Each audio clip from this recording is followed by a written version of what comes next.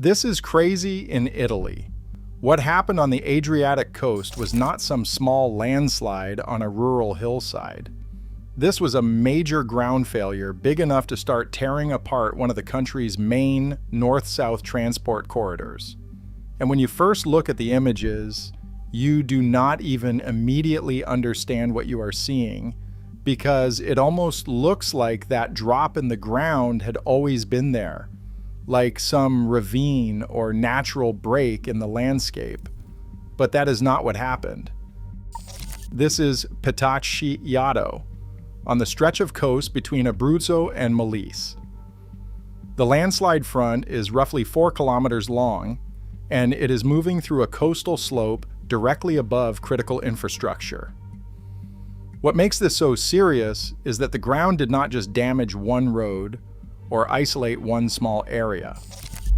As it gave way, it brought down a bridge, deformed the railway, and shut down a corridor that Italy depends on to move people and goods along the Adriatic side of the country. The first break came on April 2nd, when the bridge over the Trigno on the Statale 16 Adriatica collapsed. The road had already been officially closed the day before because days of heavy rain had saturated the ground, and the coast was already showing movement. 2 cars crossed anyway. One made it. The other went into the river when the bridge gave way beneath it. The driver was Domenico Racconati, 53 years old, from Bisceglie in Puglia. His daughter Angelica later posted a video pleading for the search to continue without stopping. That should already have shown how serious the situation had become. But 5 days later, on the morning of April 7th, the rest of the corridor started to fail as well. At around 9:30, sensors embedded in the asphalt of the A14 registered anomalous movement. The motorway was closed immediately between Vasto Sud and Termoli in both directions. Within hours, the Adriatic Railway suspended service between Montenero di Bisaccia and Termoli because the tracks had physically deformed by 10 centimeters.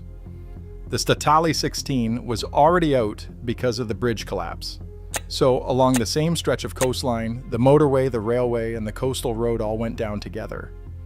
At that point, the problem was no longer just the landslide itself. It was a whole corridor beginning to break down in a place where there was no real alternative route ready to absorb the pressure. Fabio Siciliano, head of civil protection, said the situation was extremely complex and warned that it could take weeks, if not months, because the landslide was still moving and there was no viable alternative road network. Francesco Roberti, president of Molise, said the event was effectively cutting the country in two.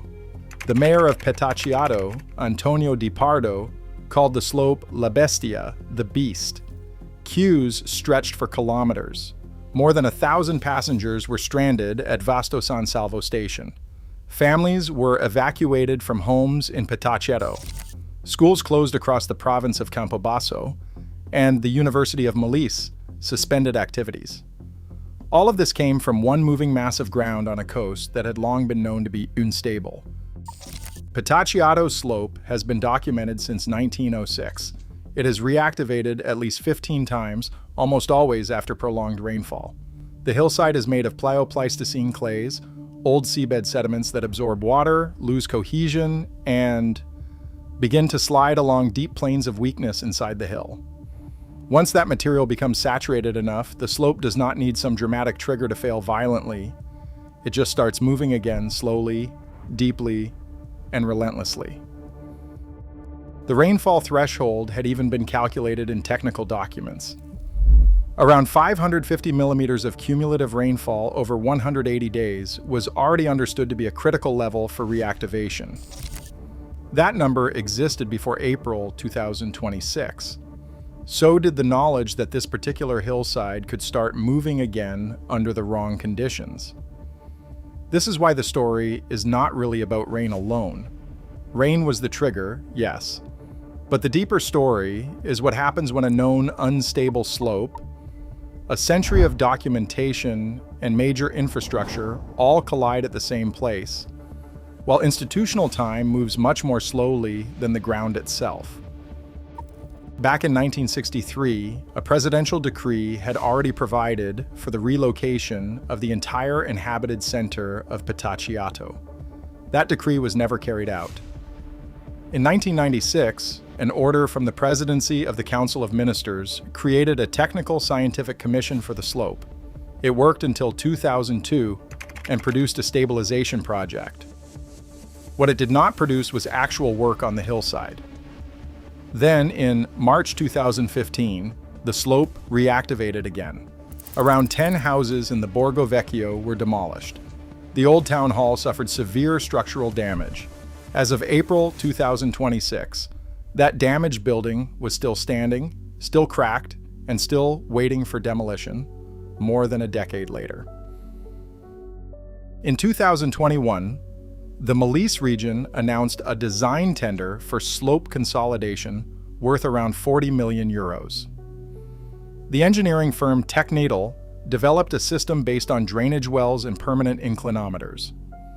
But knowing what should be done and actually doing it are not the same thing. The formal construction tender, the Bando, was published in December 2025. 4 months later, the landslide reactivated. No contractor had yet been selected, no construction site had opened, no machinery had started cutting into the slope. So by the time the hill began moving again, the project existed on paper, the funding existed in the system, and the hazard was already understood. But the work itself still had not begun. This landslide does not fail like a sudden rock avalanche. It moves more like a deep, saturated mass of earth that keeps flowing until the slope finds a new balance. That is why this is so hard to fix quickly. When clay at depth loses its internal resistance, the water trapped inside it does not drain away in a weekend. The slope does not simply stop because the rain has stopped. It keeps adjusting, sometimes in centimeters per day, but continuously enough that anything built across it remains at risk until the movement really ends. Siciliano said it directly, until the landslide stops, restoring the infrastructure is not really possible. You cannot rebuild safely on a surface that is still shifting beneath you. At the same time, Petacciato was not the only place under pressure. People were also evacuated in Salcedo because of another slope failure. A landslide at Rocca Spinolvedi damaged the main water supply line, leaving multiple municipalities in the Vasto area without running water. The Viadotto del Sente, another critical connection in Molise, was already closed from earlier problems. Authorities also said that day that 94 state roads were closed across Italy. That number matters because it shows Petacciato is not just one isolated disaster, it is part of a wider national pattern in which hydrogeological fragility keeps colliding with roads, railways, bridges, water systems, and towns. ANSE Cresmi calculated in 2023 that Italy had spent about 46 billion euros over 13 years repairing hydrogeological damage, while only around 19.2 billion euros had gone into prevention. In other words, the country had already been spending far more after the damage than before it. Petacciato fits that logic perfectly. The stabilization works were expected to cost around 40 million euros. The emergency response, transport disruption, infrastructure damage, and wider economic fallout will almost certainly cost much more. In 2010, the Montaguto landslide blocked a major southern corridor for months. But even there, valid alternatives still existed. Petacciato is worse because the corridor had already been weakened by the collapse of the Trigno Bridge.